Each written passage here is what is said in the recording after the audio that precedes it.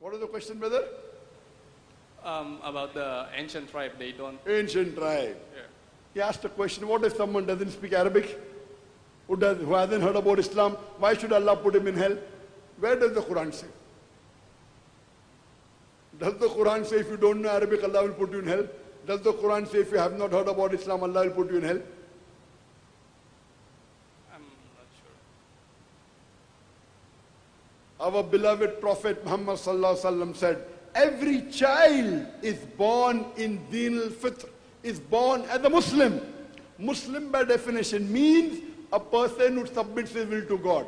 Later on, he is influenced by his elders, by his parents, by his teachers. He starts doing idol worship, starts doing fire worship, and he becomes a non-Muslim. That's the reason when a non-Muslim comes back to Islam, the correct word is not convert, the correct word is revert. He was a Muslim, he came back to Islam. He went on the wrong track, he came back to Islam.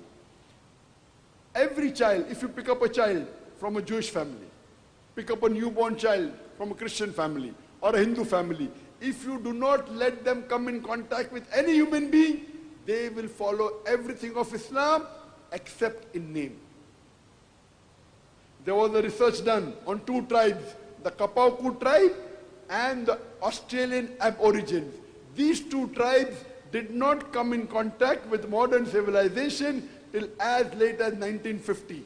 When scientists went and tried to find out what was the way of life, they believed there was one God, they believed he had no idols, they did the sujood, prostration to worship him. It was everything in the basics of Islam except in name. They didn't call themselves Muslims, they didn't call their religion Islam, but they submitted their will to Allah. They were Muslims. Do you think Allah will put them in hell? They didn't do shirk. They didn't make idols of God. They did the sujood.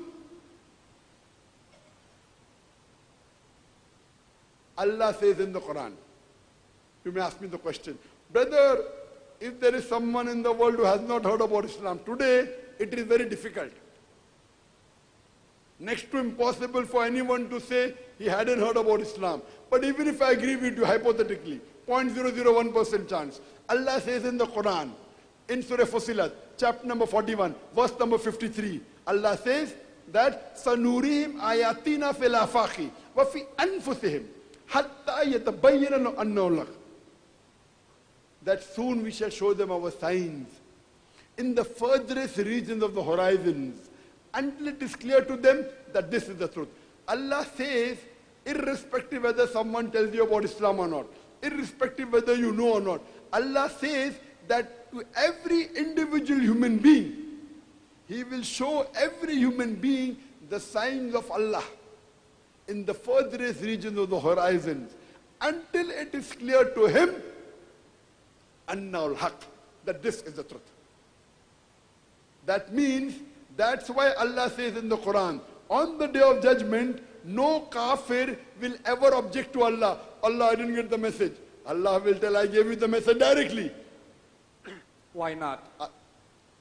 I'll tell, let me finish the answer. Why will they not object? Because Allah has given the message to every human being. But when the message comes, Islam is the true religion, don't serve alcohol. I have a five-star hotel. If I don't serve alcohol, who will come to my hotel? So they don't listen to Allah. On the day of judgment, they will not object to Allah. Why not? I'll tell you. Because they will know. They will know Allah is just.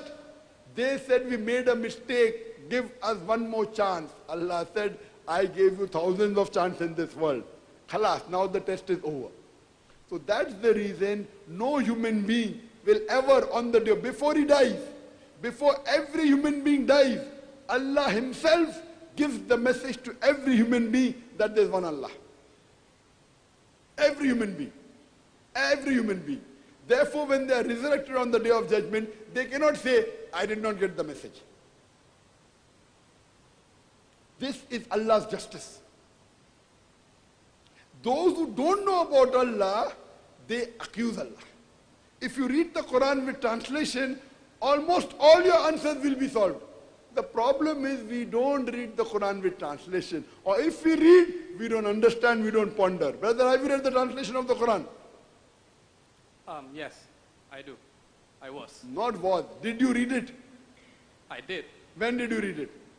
Couple years back. How many times have you read it? I'm not sure. 100 times. 100 times you have read the Quran?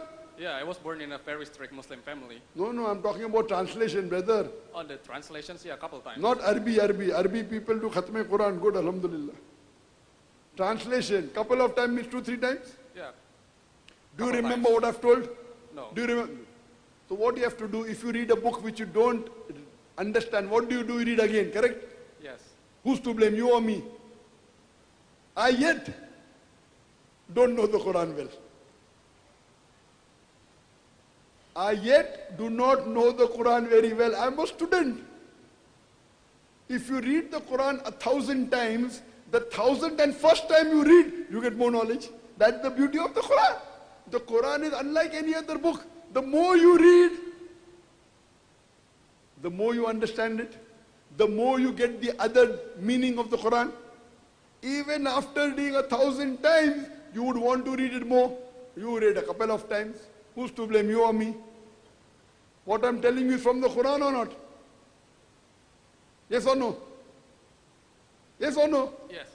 So I told you the Quran. Maybe you read the verse of Surah Fusilat but didn't ponder over it. Right or wrong? Right. Who's to blame, Allah or you? Who's to blame? Yeah, me, myself. So inshallah, Yeah, I got that. say that you're not a practicing Muslim, and I pray to Allah subhanahu wa ta'ala, He gives you hidayah. I think you're intelligent. Use your intelligence in the right direction, brother. Don't use it to deviate. You know, even the Satan was very intelligent. You know that, Iblis. Use your intelligence to come closer to Allah, not go away. If you don't know the answer, try and find the answer. Correct?